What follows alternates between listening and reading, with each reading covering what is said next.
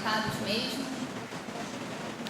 Em primeiro lugar, quero agradecer, essa igreja, a direção,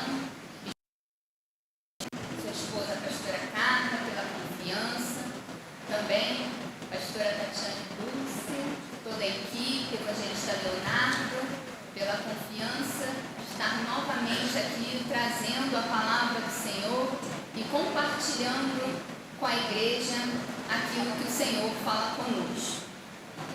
Meus irmãos, estamos na última quinta-feira do mês do culto da Vitória, mês das mulheres, O culto de quinta-feira são palavras que são ministradas aqui para os irmãos, onde os irmãos vêm, saem da sua casa e querem receber uma palavra de vitória da parte de Deus. E eu creio que todas as quinta-feiras são liberadas palavras proféticas, palavras que vêm direto do trono do Senhor.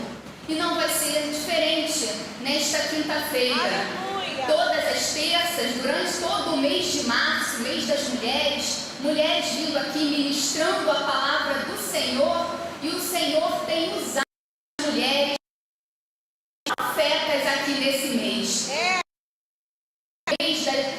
Nas quinta-feiras, nós colocamos um tema, e o tema é mergulhar, é tempo de mergulhar nas águas mais profundas. Mas antes de começar a liberar uma palavra profética, a colocar no coração dos irmãos uma palavra de vitória, eu também preciso compartilhar com a igreja. A vitória, ela não chega nem no começo, nem no meio e nem no fim. Há um processo para a gente alcançar as nossas vitórias. Então, por isso que eu pedi para que os irmãos venham se assentar, porque eu só vou ler a palavra profética no final, porque é assim que acontece nas nossas vidas. E eu preciso lembrar aos irmãos do que nós recebemos a palavra do Senhor, a palavra de vitória. Não adianta eu chegar aqui e já começar a profetizar, a começar a falar palavras de vitórias e você sair daqui e não saber como fazer para continuar tomando posse e receber essa vitória. Eu preciso te dar norte, eu preciso te trazer a lembrança para que você permaneça firme e continue firme, confiando para alcançar a vitória. Você precisa tomar posse, mas precisa se lembrar do que a palavra do Senhor nos diz. Precisa lembrar das realidades que acontecem na nossa vida. Passamos por diversas dificuldades, diversas provações e desafios, e isso precisa ser relembrado constantemente nas nossas mentes. Então vocês podem até anotar algum versículo que eu vou citar, algumas palavras para depois você ler com calma em casa. Mas o que eu quero começar falando é do propósito do livro dos Salmos. O livro dos Salmos, ele tem o propósito de prover cânticos de adoração ao Senhor para diversas situações que nós passamos nas nossas vidas. E nesses salmos, são salmos que alguns deles, eles são até curtos e tem uma pequena, uma notável metáfora, ou seja, uma semelhança que expressam a atitude de confiança do salmista. As realidades transmitidas no livro dos Salmos, eles estão relacionados à vida e são baseados num contexto de fé, baseado numa aliança. Ou seja, nós precisamos ler a palavra de Deus ao invés de ficar murmurando, ao invés de ficar reclamando das situações adversas que nós passamos.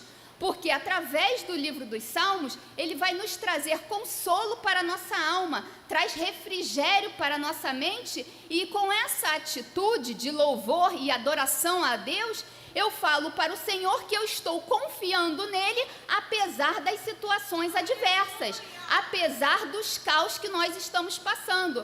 No livro dos Salmos, ele diz que ele tem o controle de tudo e de todas as coisas. O Senhor, ele tem o controle da minha vida e da sua vida. O Senhor, ele tem controle de tudo e de todas as nações, quem dirá da minha e da sua vida. temos ali no livro de Salmos, no capítulo 60, aonde o Senhor fala que as nações, os territórios, as cidades, tudo é dele. Ali no livro, no capítulo 60, parece que o Senhor perdeu o controle daquela situação, daquelas cidades, daquelas nações, onde os inimigos começam a ficar rodeando ali aquelas nações, aqueles territórios. O que acontece hoje na realidade, nas nossas vidas, que nós estamos vendo aí, o conflito, né, ali em Gaza, as guerras da Ucrânia, da Rússia, só parece que o Senhor perdeu a situação daquele povo, o controle daquela situação, daquelas guerras. Mas não, o Senhor diz ali no Salmo 60 que tudo é dele, até as nações, os territórios. Então ele diz ali que o norte, o sul, o leste, o oeste, tudo é dele. Ele tem o controle de tudo e de todas as nações. E quem dirá nas nossas vidas? Passou aí a pandemia, né? Parecia que não ia acabar, estava no controle do Senhor. Então o Senhor sabe a hora certa e o momento certo de dar fim a essas guerras. E nós precisamos, através do livro dos Salmos, estar confiando, apesar dessas situações adversas. Só parece que está tudo fora do controle de Deus, mas ele diz ali que tudo é dele. E ele tem o momento certo de dar o escape e o livramento.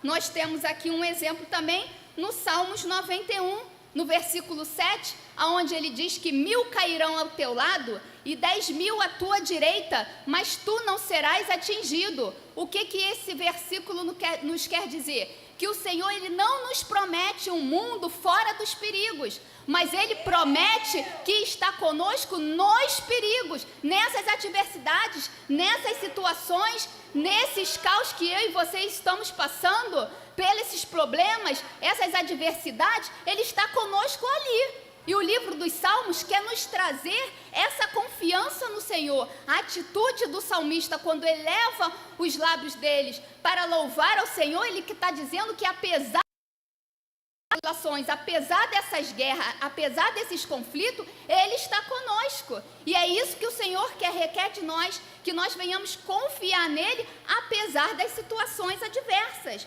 E como é que eu faço? Eu preciso descansar.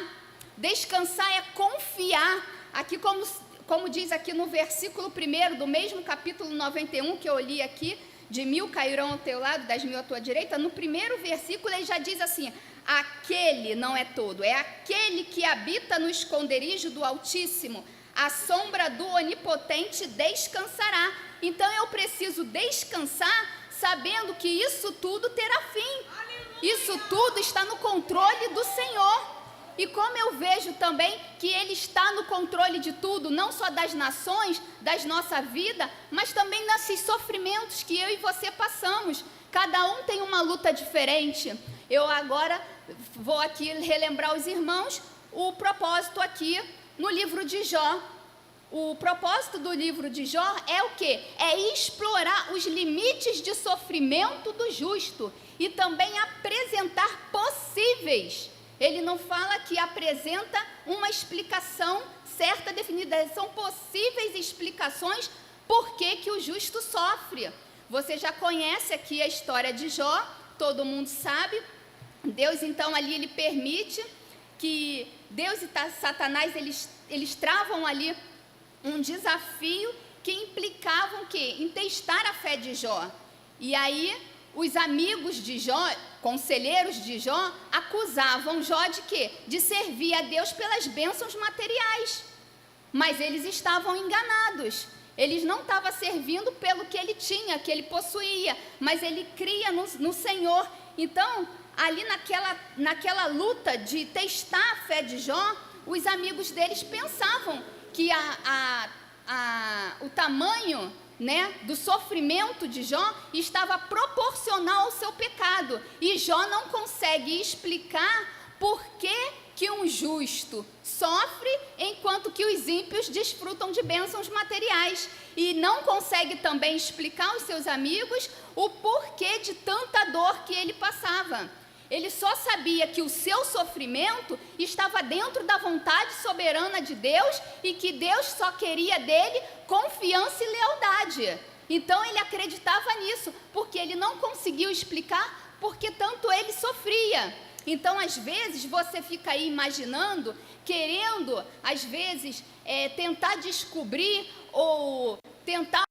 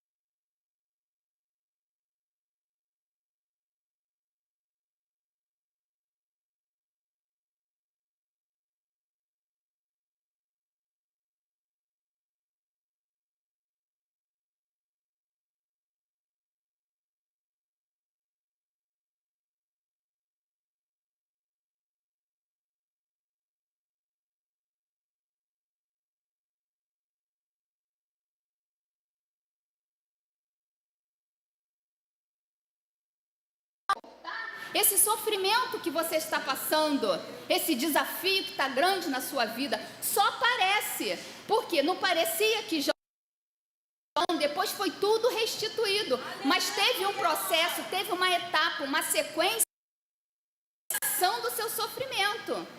E o Senhor tanto tem o controle de todas as nações, como na vida de Jó, como tem na minha vida e na sua vida também. O Senhor, eu vou dar um exemplo aqui. Por exemplo, quando você está dentro de um trem, isso aqui é espiritual, tá, igreja? Vocês fiquem atentos, porque o Espírito Santo vai falar com cada um de diferentes formas. Por exemplo, você está dentro de um trem. Aí o trem, ele sai, dá a partida, ele precisa chegar ao seu destino final. E aí, de repente, ele ouve um sinal daquele que controla o trem, os trens, que é o controlador do tráfego, e ele escuta aquele sinal aonde ele precisa parar. Porque se ele não parar, vem outro trem que vem na direção dele, na mesma linha férrea, e ele bate e vai acontecer o quê? Se ele não parar e não escutar a voz daquele, o sinal daquele que está no comando, ele vai morrer. Ou se ele não morrer, ele vai sair muito machucado. E aí não tem escolha, você precisa obedecer, porque o trem ele vem numa velocidade muito forte.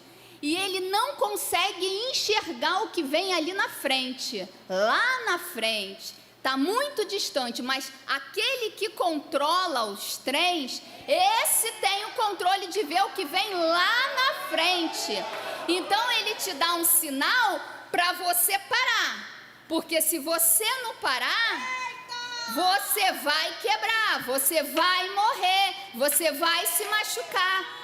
E o interessante é que não é só você que morre, não é só o maquinista que morre. Você não estraga só a sua vida, o maquinista não estraga só a vida dele, ele estraga a vida dos passageiros que estão dentro desse trem.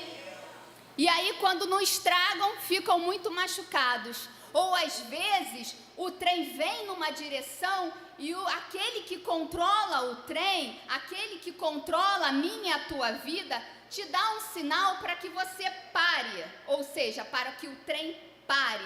Quem já nunca pegou um trem aonde você está vindo, caminhando, né, dentro do trem, sentadinho, pegou lá no final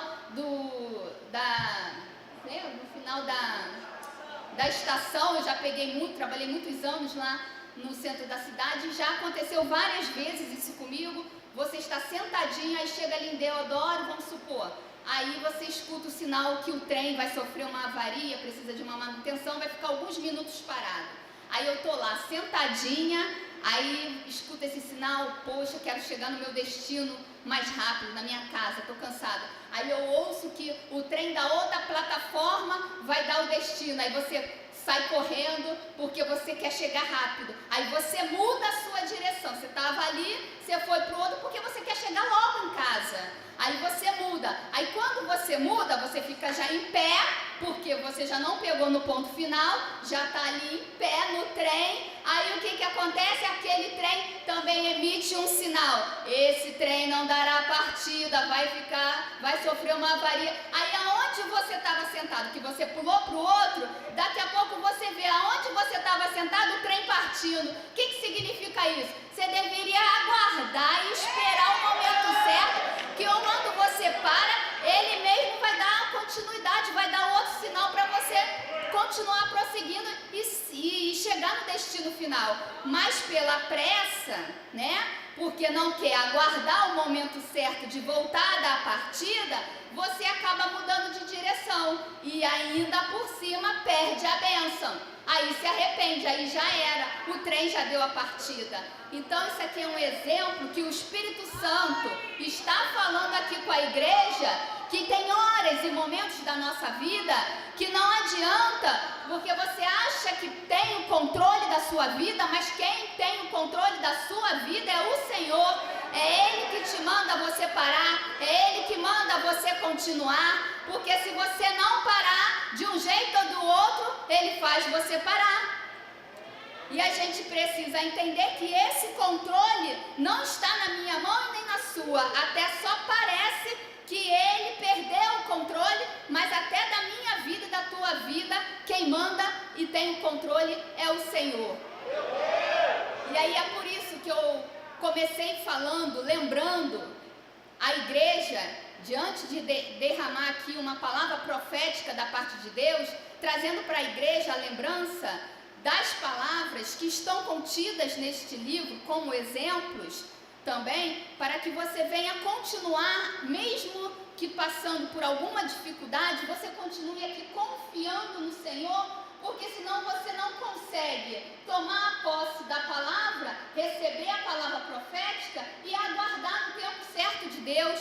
Você precisa entender que há um tempo para todas as coisas. No livro de Ezequiel, que agora é o tema aqui das nossas quinta-feira, onde é tempo de mergulhar em águas profundas, aqui o propósito do livro também é incentivar os fiéis, né, os exilados que estavam passando ali pelas guerras, a permanecer fiéis ao Senhor para que Ele cumprisse a sua promessa de reconduzi-los, aquele povo, à terra prometida. Então, o significado do profeta Ezequiel, o nome Ezequiel significa Deus fortalece. E está te fortalecendo para que você consiga passar diante dessas dificuldades, ter mais confiança no Senhor, sabendo que há um limite em você a ser explorado do seu sofrimento, mas que isso não vai ficar assim. Esse não é o fim da sua vida. O profeta Ezequiel, ele era sacerdote e trabalhava no templo. E no período de sua pregação, o templo ele estava em ruínas. O que isso nos quer dizer? Que mesmo em tempos de dificuldade, de ruínas, eu preciso exercer e colocar em prática o propósito que o Senhor tem na minha vida. Não é porque você está passando por alguma adversidade, um problema, que Deus não pode te levantar. O templo aqui estava em ruínas e ele levantou, nesse templo de ruínas, o sacerdote, né, que ele era, Ezequiel, para ser profeta. E nas duas primeiras partes do livro de Ezequiel, a gente tem ali o afastamento do povo, né, por causa do pecado, fala da destruição de Jerusalém. Por causa do pecado, o povo foi perdendo, né, a comunhão uns com os outros, mas não é disso aqui que nós iremos falar. Essa primeira parte, da parte do afastamento do pecado, não. Hoje, aqui, nós estamos trazendo para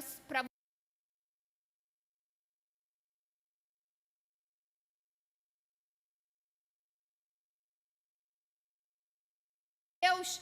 Então, ali o profeta, ele foi chamado nessas situações, onde estava tudo arruinado. Tem gente aqui que vai se levantar como profeta, ou que também Deus vai usar e vai revelar aquilo que Ele tem para a vida de cada um de nós, numa dificuldade, passando por tribulações e desafios. E você vai precisar erguer a cabeça, se levantar, para poder atender o chamado do Senhor, porque senão a gente perde as nossas bênçãos. O profeta Ezequiel, ele começou a partir do capítulo 33 até o final do livro, que é o capítulo 48, a pregação do profeta não era mais falar da destruição do povo, do pecado, desse afastamento. Dali, do capítulo 33 até o final, a pregação do profeta, ela muda, ela passa a ser dominada pelas promessas e pela restauração e misericórdia para o futuro. E é isso que hoje, esse tempo, na minha e na sua vida, na vida da igreja, chegou. É uma vida aqui que nós precisamos estar preparado para receber, mas também de atender ao chamado do Senhor. O Senhor quer nos usar. Ali no capítulo 37, onde o Senhor deu a Ezequiel uma visão dos vales, dos ossos secos, parecia ali que aquela visão... parecia que aqueles ossos estavam destruídos, não tinham mais vida ali naqueles ossos. E ali, essa visão, ela retrata a vida espiritual do povo. Tem gente hoje que chegou aqui que parece, está se sentindo que não tem mais jeito na sua vida, está se sentindo morto espiritualmente, ou suas forças já se foram, acham que para você não tem mais jeito, que você não consegue mais fazer a obra do Senhor, e o Senhor vai te levantar nesse tempo de destruição, onde parece que tudo está acabado, onde parece que não tem mais vida, mas tem vida aí, tem vida na sua vida, e o Senhor vai fazer nesse tempo que você está passando de dificuldade, ser profeta, e quer levantar pessoas aqui para fazer a obra, disposto a receber bênçãos da parte de Deus. Agora aqui no capítulo 47, que é o tema dessas quinta-feira, tem aqui escrito assim, a partir do versículo 3, que é onde começa aqui o tema: saiu aquele homem para o oriente, tendo na mão um cordel de medir, e mediu 1000 côvados, e fez passar pelas águas que me davam pelos tornozelos, e mediu mais 1000, e me fez passar águas que me davam pelos joelhos, e mediu mais passar pelas águas que me davam pelos lombos, e mediu mais 1000, e era um ribeiro que eu não podia atravessar, porque as águas eram profundas, águas que se deviam passar a nado, ribeiro pelo qual não se podia passar. O que me chamou mais atenção foi o versículo 5, aonde começa assim: e era um ribeiro que eu não podia atravessar, não tinha mais jeito como atravessar da mesma forma andando, porque as águas não eram nem pelos tornozelos, nem pelos joelhos, nem pelos lombos. E aí as águas eram o quê? Profundas, águas que se deviam passar como a nado, só tinha como passar se fosse nadando, ribeiro pelo qual não se podia passar. Esse ribeiro aqui é o mesmo rio que é similar ao rio que é mencionado no livro lá de Apocalipse, capítulo 22, versículo 1 e 2. E mostrou-me o rio, puro da água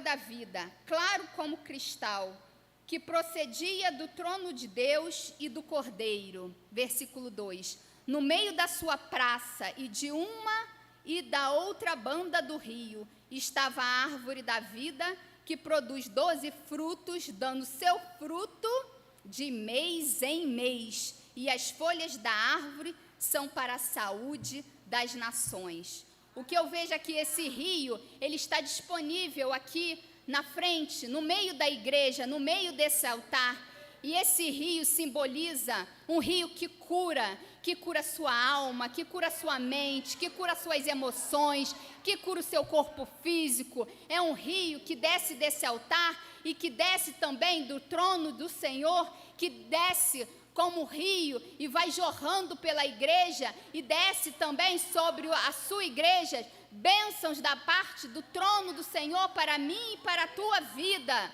Você deve pensar assim: ah, mas você não sabe o que eu estou passando, é muita luta. Eu já dei aqui o exemplo que Jó, diversas dificuldades e provações, e você acha que ele não tinha o limite dele de suportar? O Senhor sabe qual é o seu limite que você pode suportar, e Ele não vai dar nada daquilo que você pode suportar. Temos aqui assim, que veio na minha mente também, um exemplo de que quando você entra numa academia, como é que você começa? Você começa fazendo aquelas atividades físicas, pegando um peso com 1 quilo, depois com o tempo você vai para 2 quilos, com outro tempo, de forma natural, né? Você leva um tempo para você ir pegando aqueles pesos, porque a sua estrutura física, a sua massa muscular, ela vai ganhando forma e vai ganhando estrutura para aguentar mais peso. E é assim também na nossa caminhada de vida cristã. Nós, seres humanos, nós fomos formados para aguentar mesmo peso.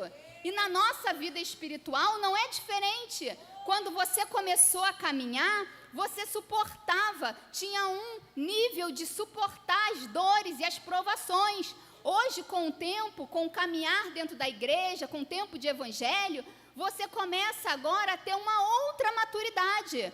Você não é mais menino, você já cresceu espiritualmente e agora a sua estrutura espiritual, ela tem mais um suporte de aguentar mais suporte, mais cargas, mais pesos, mais desafio. Então só parece que às vezes a carga, né, as provas, elas vão aumentando, mas não, está tudo dentro do limite que você pode suportar. E você vai passar, não tem jeito. Você vai passar por esse suporte, pela essa exploração do sofrimento. Mas você tem que se lembrar que Jó em tudo, ele ficou o quê? Confiando, sendo leal ao Senhor, para o quê? Para no final ser tudo restaurado. Então, isso que você está passando, que eu estou passando, que nós estamos passando, não é motivo para que a gente venha desistir, porque senão, se nós desistirmos, como que nós vamos receber a nossa bênção? Ela não está nem no começo, como eu falei aqui no início, nem no meio. A vitória, ela está no final. Você chega, recebe a palavra de Deus, profetas do Senhor têm usado aqui esse altar para profetizar na sua vida, mas se você sair daqui e não entender que as provações da vida, os sofrimentos, eles são naturais e são de realidades para a nossa vida, você acaba desistindo. Você tem que encarar isso como? Confiando no Senhor. Por isso que eu comecei falando do livro dos Salmos, que é onde traz confiança através das circunstâncias. Por isso que eu falei para vocês que o limite de sofrimento de Jó, eles foram explorados, para você não pensar que é só você que está passando por isso. Todos nós passamos, e nós não devemos comparar a nossa luta com a do outro, porque cada um tem o seu limite de suporte, e isso o Senhor conhece e vai te dar livramento. Ali no livro de Ezequiel, ele sabia e tinha uma verdade fundamentada na palavra ali do livro de Ezequiel. A verdade fundamentada do livro de Ezequiel era que após o exílio, Deus mandaria uma chuva de bênçãos como Ele nunca mandou para o seu povo. Mas por isso que ele está ali, o livro de Ezequiel, incentivando eu e você, apesar das guerras, das lutas, a continuar o quê? Fiéis ao Senhor, porque a promessa já está garantida e já está liberada. O Senhor não volta atrás com a sua palavra.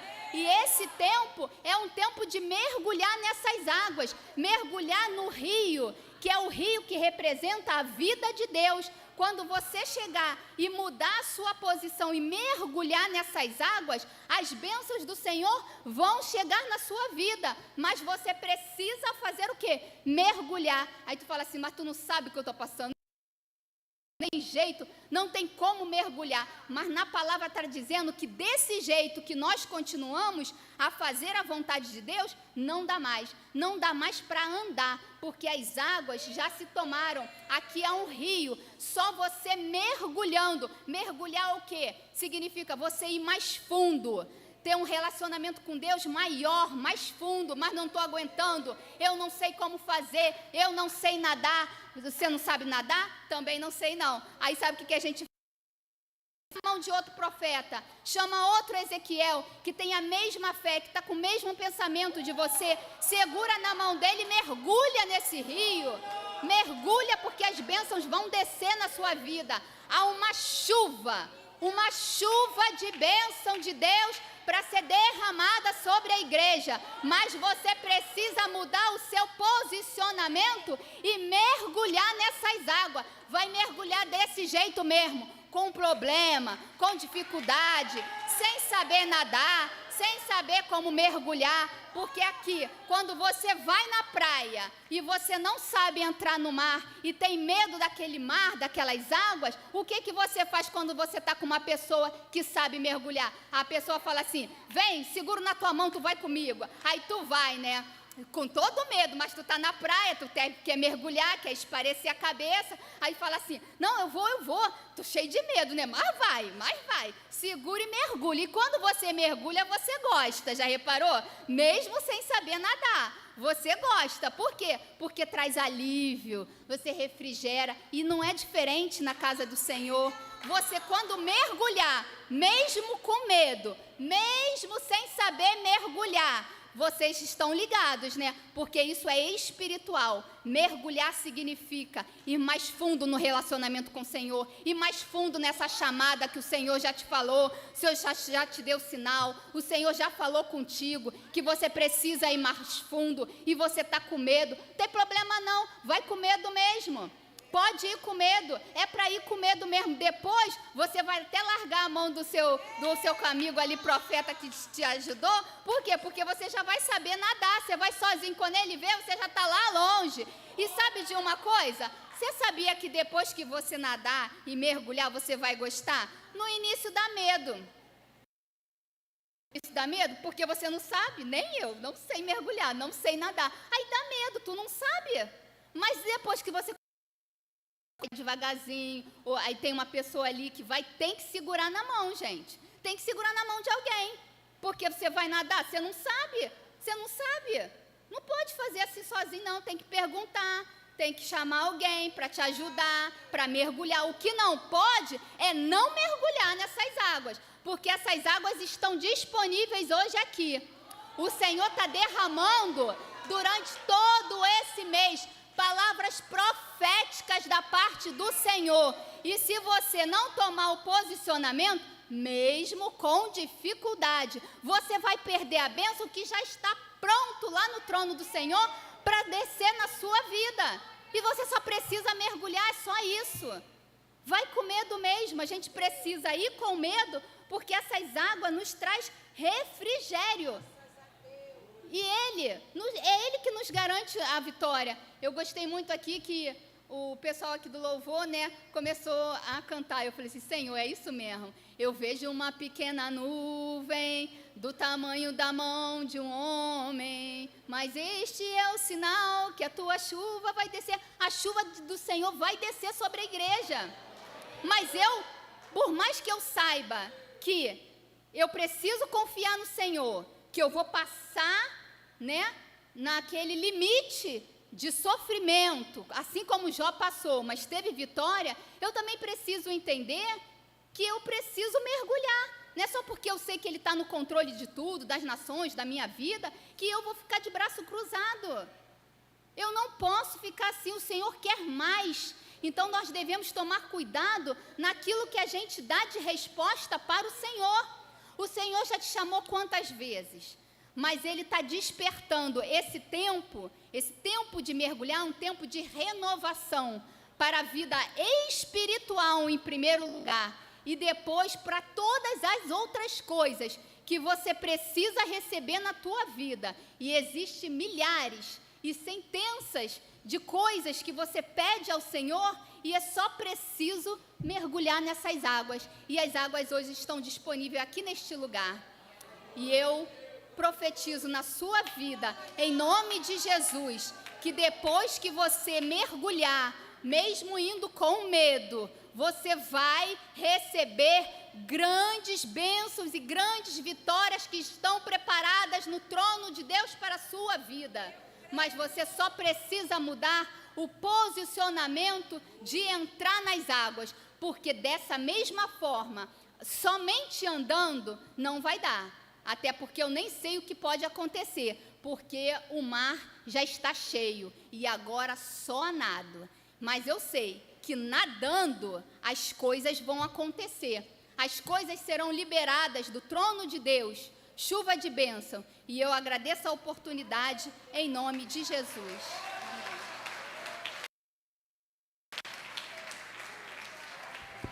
Fique de pé, meus irmãos. Quantos glorificam a Deus por essa palavra, digam aleluia.